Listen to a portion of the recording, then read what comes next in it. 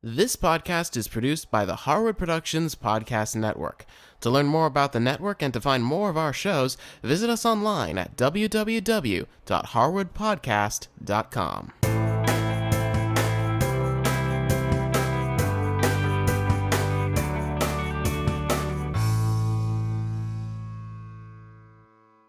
Hey there everyone, and welcome to another episode of Sketchup, a 3D toolbox. I'm Cameron Harris, and this is episode number 40. Now today we're going to continue working on our backyard project by starting to design more pathways, but with a more intricate design than pathways we've done in the past. Let me show you what I mean by that. Here's a photo of the pathway we're going to be modeling today. You can see that it's a simple gravel pathway like we've done before, but it's got some interesting brick texture and pattern in the center. So that's what we're going to be working on. Let's get right into it.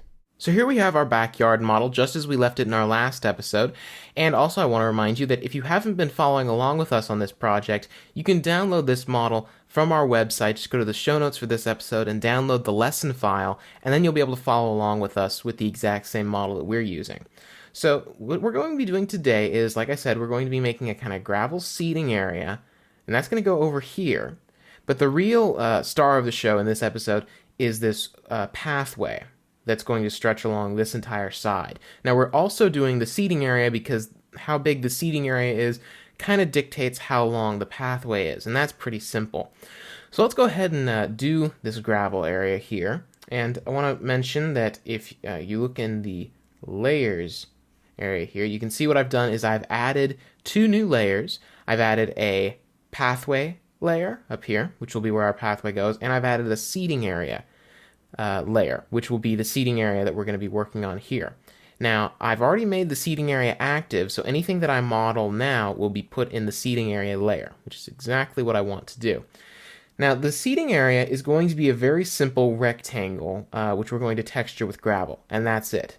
But it's a little bit more complicated than that because it also dictates how long this pathway is, and you'll see what I mean by that in a minute. For now, let's just go ahead and start drawing our rectangle. Now, the cool thing about building a backyard or a home or anything like this where you have a layout, the cool thing about building it modularly like we've been doing, where you have the retaining walls and then the patio and the rose garden and everything's kind of these units that you group together and piece together as you go, is eventually you reach a point where you can actually, you don't have to take exact measurements of everything. The kind of seating area here, it starts at the retaining wall here, but it only sticks out as far as the rose garden sticks out. So we know that it's just as wide, the width of the seating area is just from this point where the rose garden ends to this point where the retaining wall begins, right? Now, the only other thing we need to figure out is the length of it, how long it is. And it doesn't go to the end of the retaining wall, it stops after about 50 inches. So what I'm going to show you is we're going to just use a guideline here. I'm going to switch to the tape measure tool, and I'm going to add a 50-inch guideline. Starting at this edge of the retaining wall here, I'm going to draw a guideline that's going to come in this way 50 inches. And you can see that little point right there. Kind of hard to see, but it's a little cursor will snap to it as well, which is really nice. But what's cool about this is that we no longer need to worry about exact dimensions. We can just draw a rectangle that has a corner at that point there and a corner at this point here, and we're done. So let's go ahead and model that real quick. I'll switch to the rectangle tool. Remember to make sure that everything around you is grouped, the rose garden and the base ground cover that we're working with. Switch to the rectangle tool, and we'll start at that point there and move over and just kind of snap right there. And you can see if you look down in our, there we go. If you look down in our dimensions box, you can see that this is 15 foot 3 by 13 foot 10. But we didn't have to worry about that because we know that it has to fit in that particular space. So that's a really handy trick if you're modeling things in this kind of modular way rather than all at once. So we'll just use the push-pull tool, extrude this into 3D, and just snap it to the top of this gravel pathway in the rose garden. And then I'll just switch to the bucket tool, sample the gravel walkways here, paste that on there, and now we have our gravel seating area. So that's fantastic. I'll go ahead and triple click on that. Make sure I select all of it. There we go, and make it a group. Good. So now this is going to be our gravel seating area. Now, that, of course, is not all we're going to be doing in this episode. What we're also going to be doing is adding this walkway here. And the reason that we wanted to add our seating area here is that the walkway, and this is kind of also going back to that whole idea of using the relationship between all these different parts of the garden to figure out the dimensions. Where what you can do is, basically, we know from just looking at the actual garden we're modeling that the walkway starts here at the patio and stretches all the way down to this endpoint right over here where this gravel seating area ends. So we know that if we just draw a rectangle that stretches down that way, we'll be done. And we also know that the walkway, in terms of width, goes from the end of the rose garden here to the end of the patio here. So just like with the gravel seating area, we have now two corners. Before we do that real quick, I'm just going to pop into my layers window and make sure that I select the pathway instead of the seating area now. So now anything I model will go into the pathway group, or the pathway layer, excuse me. So now we can switch to the rectangle tool and start at this corner that's on the left side towards the back. Click once there, and then go over to the other corner, which is on the front right side. And if we just snap right there, so we'll click there, and now we have the beginnings of our pathway. So that's great. Now here's what we're going to be doing here. The pathway we're working with, as you saw in the photo, is gravel with bricks laid into the gravel. Now, just like when we were modeling the rose garden, you can see because we have a two-dimensional object sitting right on top of another two-dimensional object, well, Sketchup is giving us a bunch of these weird artifacts that can be a little bit painful to look at sometimes. So what I'm going to do for that is, and this is where layers come in really handy. I'll pop open my layers window, and this kind of big white rectangle, which is our culprit, we don't really need him at the moment. So what we can do is we can turn off the layer 0 layer. That's the default layer in SketchUp. You can't get rid of it. So I usually put my basic structure in there.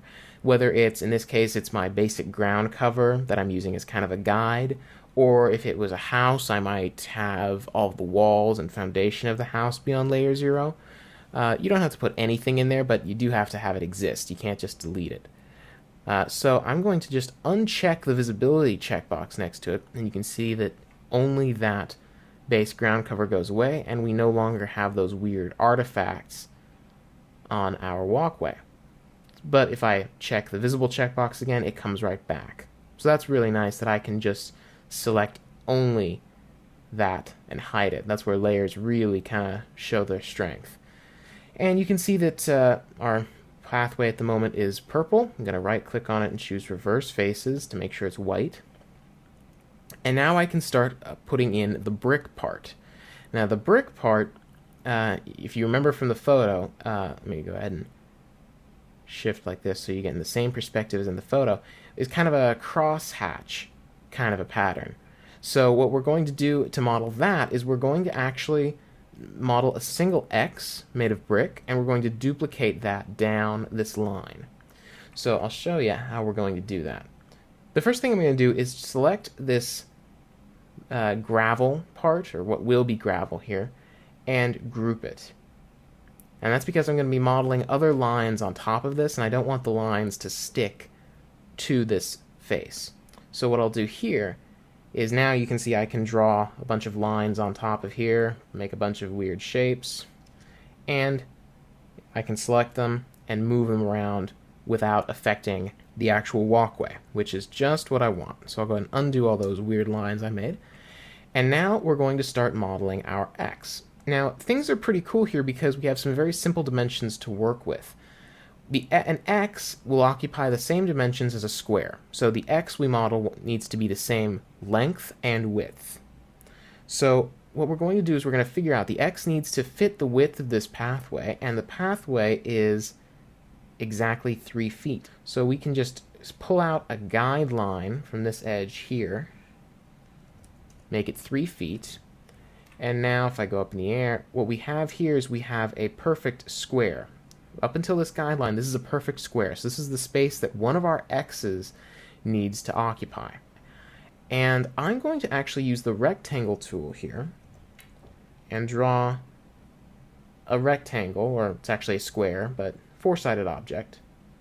The four-sided object tool just doesn't have the same ring to it. So now I've got a perfect 3 foot by 3 foot square here. I'm going to go ahead and reverse the faces. Go ahead and delete the guideline. So now this is the space that my x will need to occupy. Now remember, it may seem like I'm just drawing more shapes on top of this thing, because we've already got our gravel pathway. But remember, our gravel pathway is its own object. I can move it independently of this square. So I've got this square here, which is ungrouped. So I'm going to go ahead and start drawing a very simple x, just using the line tool, dividing this square into these 3 triangles here. Now, this is the way our brick is going to need to end up, but remember that these are just one-dimensional lines. They have no depth, no width, they're just lines. That's not good enough for us. So what we're going to do is we're going to use the offset tool, and we're going to offset each of these individual triangles, and I'm going to offset them 1.5 inches. I'm going to do that on all of these sides here.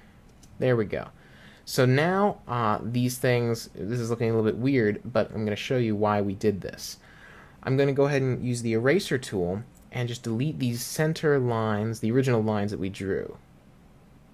And you can see when I do that, the X is still there, but it has depth now. And the reason that I offset it 1.5 inches was because when we offset each of these lines, each of these sides was 1.5 inches. Once we delete the center lines, they become one big X with each branch being 3 inches wide, which is about the width of a brick. And next what we're going to do is we're going to get rid of these lines on the sides here. We don't really need these. And that's the tricky thing about the way the offset tool works. So what I'm going to do is I'm going to go ahead and switch to the line tool again and just fill in these lines. Now this is the cool thing about the line tool. If I'm drawing from this point, as I draw out, you see how it's snapping to that pink line? That pink line is a continuation of this line back here. So they're sticking out at the exact same angle. Make sure it stays pink and just draw out to the edge like that. Perfect. Otherwise it'd be kind of tricky to try and match the angle manually. So it's nice that it just snaps to it. So now I can use the eraser tool again and just get rid of these lines on the edge there. Excellent. Now here's where it gets very interesting, because you'll notice that the bricks over here go to a point, they taper to a point. Well, bricks don't actually do that. Bricks are just straight. There would be a line right here. So I'm going to go ahead and draw that line and make it so it's a square end cap right there. And I'm going to delete these extra 2 lines. You could use the eraser tool for that, for deleting these lines here. But the tricky thing is that you could accidentally erase the walkway underneath it, and we don't want that. And as I'm going, I can actually erase this line here as well, and just kind of filing off the ends here. And make sure you catch these extra lines. If these, like this extra line here, if you're not selecting it, it doesn't look like it exists. So you need to kind of think ahead a little bit and kind of figure out where these extra lines could be hiding. Otherwise, they'll just kind of sit there and they'll start messing with your model in ways that it's kind of hard to predict. So you just got to be a little bit careful and make sure you get all those lines. And the last thing I'm going to do is draw some extra lines in here and just kind of draw an extra little square in there, and then select the face in there and delete that face. So now I have these kind of 4 lines of bricks that are arranged in a perfect X. Now I'm going to group this X, but before I do that, there's one last thing I'm going to do just as a final touch, and that's going to give it just a little bit of depth. Just a little bit. And that's just to kind of prevent any of those weird distortions that we have when you have two-dimensional objects right on top of each other. So I'm just going to select each of these little branches, and I'm just going to raise it very slightly, just 1/4 of an inch. I'm going to do the same thing for all of these. There we go. And I'm going to triple click on them, select all of them, and make them a group. There we go. And I'm going to go ahead and use the bucket tool, sample my brick over here, and texture them so that they're that brick color. Now the next thing we need to do is obviously duplicate this X along our pathway, but before we do that, I'm going to raise them just slightly so that they're at the proper level. So I'm actually just going to select them, switch to the move tool, and just raise them up 1/2 of an inch. And that'll put them so that they're resting on the same level as the rest of our brick pathways over here. And then I'm going to select this group, switch to the move tool, and then hit the Option key if you're on a Mac. If you're on a PC, it'll most likely be the Control key. And you're looking for that little plus symbol next to the move tool. And that means that when you click and drag this away, you'll be dragging a copy of it instead of the original. And I'm going to go ahead and move this over 3 feet. And you can see that that lines up perfectly with our original. So that now we're starting to see that pattern emerge. Now what I'm going to do here is I'm going to multiply them down. If you don't know what that means, watch our episode on multiplying and dividing. But I'm going to go ahead and hit the X key, and let's multiply it down 12 times.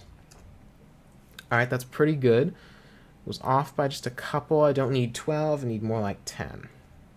There we go. So now I've got this brick design. You can see the design is basically flawless, exactly like it looks in the photo. Now the last thing I'm going to do is just select my gravel pathway down here and explode it.